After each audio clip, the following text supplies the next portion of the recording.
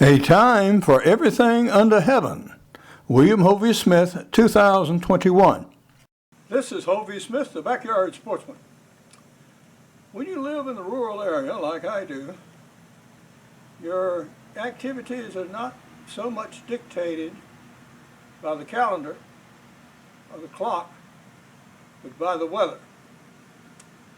Today, this is a very foggy, wet morning. We have not had rain, but rain is expected in the way of showers later in the day, and the grass is absolutely covered with a heavy dew.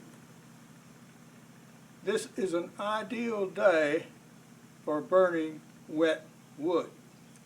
You might think to the contrary, but I had limbs fall from my pecan trees, and while I was cutting them up, I also cut out a very old rose of Sharon, which has a story all its own that I'll tell you later. But the gist of it is, hunting season is like this weekend for me, muzzleloading. So I want to be out there doing my stuff, and I need to get these piles of wood off my lawn. So now is the ideal time to burn it. How do you start a fire on a wet day with wet wood that's also grass green? Well, you start obviously with dry stuff. And on the bottom of the pile, I have some dry logs, about yay big around, laid out, and with air spaces between them. Then I put the green stuff on top, and the pecan had dried to the point of view that the leaves had turned brown, but the cherry laurel has not, as you will see. And so you start the fire with a collection of dry wood and cardboard and paper and so on and so on and so on on top. And you build a mound of dry stuff on top. You ignite that, let the embers fall down through the pile.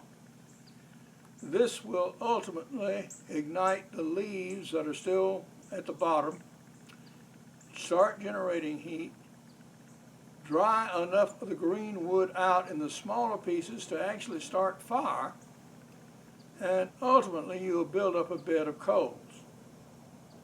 Those of you who have listened to my channel know the story of Watermelon Smith. Watermelon Smith was a black steamboat engineer, and he won his freedom by winning a race between the Alexandria and the Star of Arkansas. And he was said to have remarked, "Massa, I can run this boat on watermelon if I have to. Give me a hot enough bed of coals." And during the day, they were of course burning wood. So he knew what he was talking about. So we're using something of the same principle here, and I'll show you how we're going.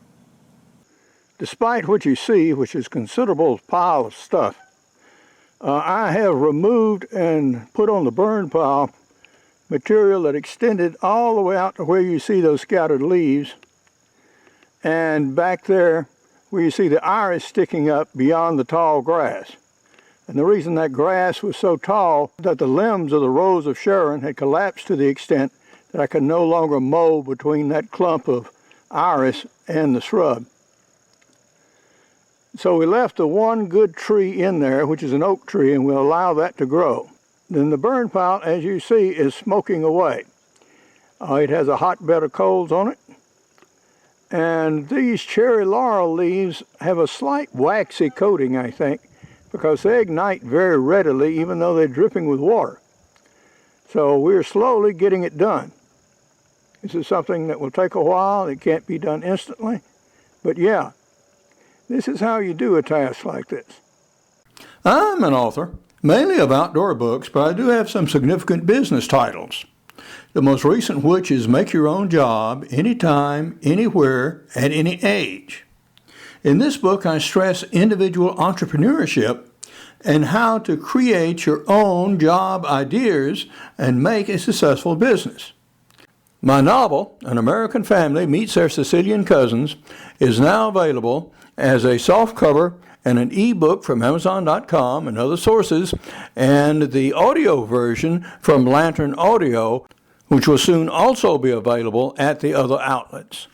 What we are doing with this green wood here is basically kiln drying on top of this bed of coals. It will dry out and ultimately get to where I can burn it. But in the meantime, it's sit there and steaming a lot as it's giving off moisture. And that's what most of that smoke is actually water vapor. But we burn off the leaves, we reduce the pile, and even if it all doesn't burn this time around, it will next. So yeah, we are making progress. With each load transported, we are getting closer to our objective. And there is less there by our tree. Although we do need to do some finishing up there with a mattock and an axe. A rose of Sharon is referred to twice in the King James Version of the Bible. It is not a rose, but has white to multicolored blossoms. Now, this particular shrub was transplanted from 3 family homes and is at least 70 years old. We're doing good. Now is the time just to restack and consolidate the pile and heap everything up towards the center again. But yeah, we have burned quite a bit of material already. I'm using that mattock there, which might well be called a grubbing hoe, to grub out those big vines. Like you see that viney stalk growing up, and I'll show you some attached to trees in a little bit. And also generally clear out the foreground. Even the small vines are sufficient to catch up in the lawnmower blades and actually tie a knot around them so severely that they will no longer even turn. So, as much as possible, since I am going to mow here again, I need to get up as many of the small ones as I possibly can as well. This shows you how the vine will completely entangle a tree or shrub. Now, once you get a vine in a mess of shrubs like this, yeah, they become very difficult to extract. Not only are the shrub branches difficult to pull, but yeah, you get a 1-inch vine and you start pulling on it and you're not going to get very far. Now this is Privet Hedge, and this shows exactly what happens when you keep cutting and cutting and cutting it off with a lawnmower. Yeah, you see the smaller stalks going off in all different directions, but also how large the base root has got. The stalks are only, say, not quite 1 inch in diameter, but the base root is approaching 3 inches. That is a very well attached shrub. These are very difficult to kill. The only way I know to do it is actually dig them up. Privet hedge is one of several species of privet. This particular one is the Chinese privet, which was introduced from the 1790s and is now spread throughout the southeast, from Virginia to Texas, and covers some 2 million acres. Well, we're winding up today. So far as the burning goes, because one thing that age teaches you is when to quit.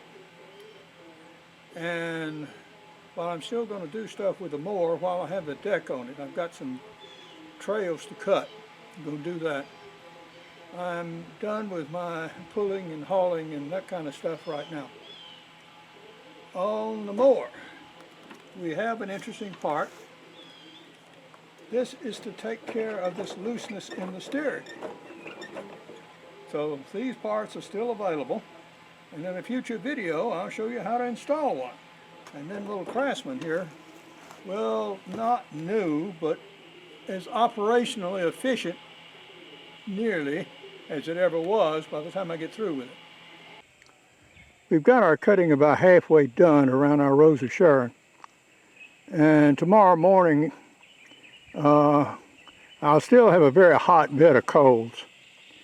So I'll go ahead and finish up the rest of that in the morning. Our burn pile is doing fine. And through the rest of the afternoon and evening, I'll go ahead and rearrange that as needed. Because some of those logs are going to roll. But as of right now, it's doing fine. And I'll pull up the rest of the stuff that's fallen off to the sides. So it'll be pretty clean when I start off tomorrow. Then all I have to do is knock through the middle of that, expose the coals that are in there, and put the new wood on top and continue. Well, it's now nearly sunset. And this is the end of a good day's burning. The popping you hear are cherry laurel berries. But all the combustible material around the fire mound has been burning or is burning now. I just raked up everything from around the edges. And so, yeah, we reduced that pile of material that we accumulated this morning and continually added to most of the morning. So this is a good day's work done. But now, this is Hovey Smith, reminding you to hunt what you eat and eat what you hunt. Be legal, be ethical, be safe, goodbye, God bless, and see you next time. As age progresses, I can't do as much work as I once did. However, by breaking up the tasks, sometimes over several days, I can still get a good bit done, as illustrated here. This particular burning was started with heavy dew on the grass under practically windless conditions.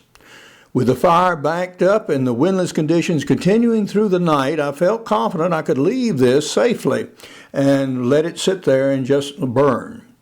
Had conditions been windy, I would have put it out and recovered the charcoal. I already have a bin full of charcoal and actually didn't need any more at the moment.